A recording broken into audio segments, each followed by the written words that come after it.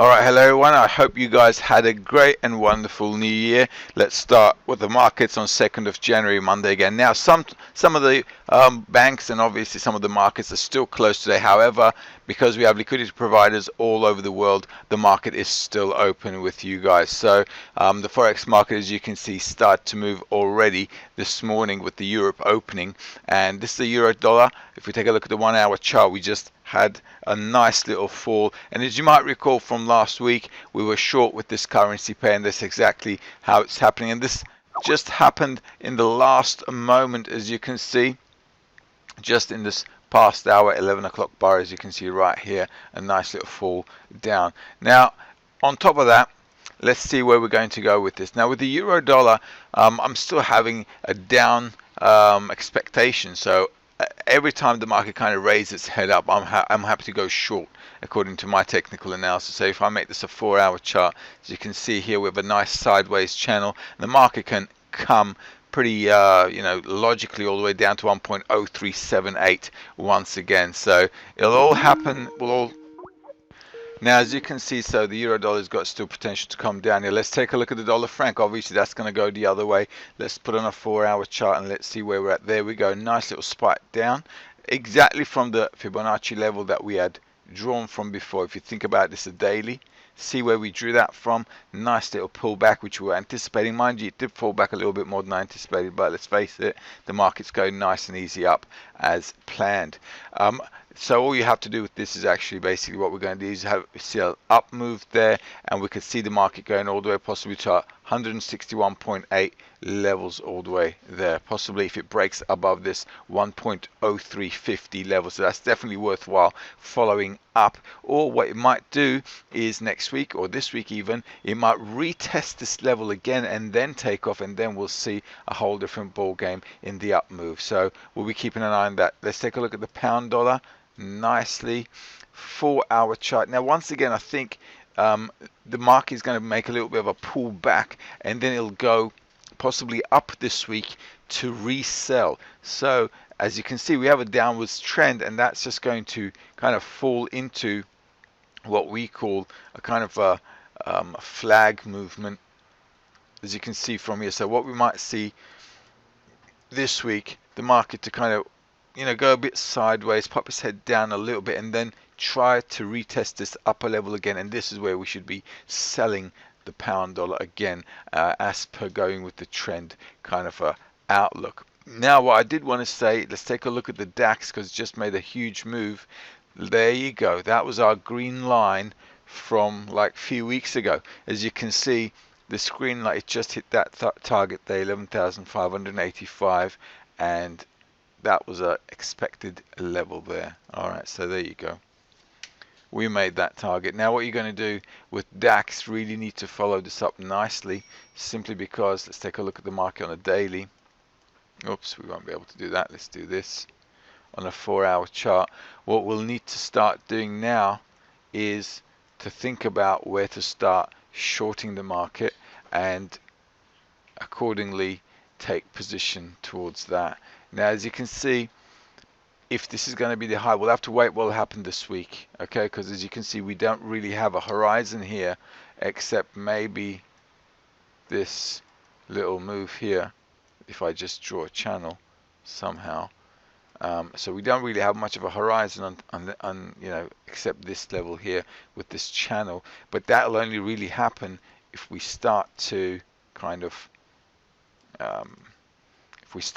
break above this 11,600 level. So what we need to do is, if you're in the DAX trade, if you followed all the way through since I mentioned the breakout here, you must have done pretty well for yourself. So good on you. Let's take a look at the Dow to see where we're at. Now with the Dow, we didn't hit that 20,000 level, but the market may still do that, because that 20,000 level is going to be a psychological kind of level there. As you can see, the market is kind of scaling off that 19,900 area, and one last move up there should be a nice opportunity. I think Dow is looking for a buy opportunity with the pullbacks in order to touch that level. So I'd be definitely interested in looking where to buy the Dow if you're into these indices. So let's see what we can do with the Dow. Let's see if we can draw something down to this level here. This is not a bad level at all. This this 19,620.25 region here. So if the market pulls a bit back to this level, that's the first level, and the next level is that 19,532 level is a good solid level to buy again in order to retest those highs. Let's take a look at dollar yen. Dollar yen, I did mention we're in a channel, and the market, as you can see, is testing that again. We were looking for levels to buy on this currency pair, and rightfully so.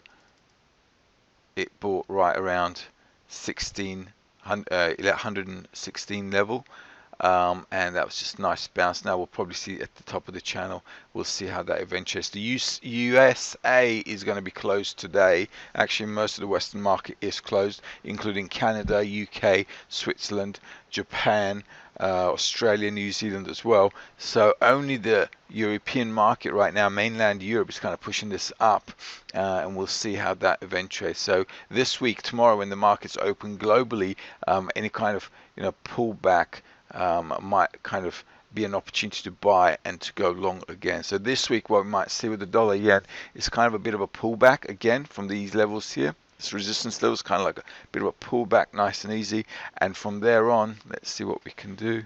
This looks like a better channel, and from there on, find a buy level this week in order to really go back up again.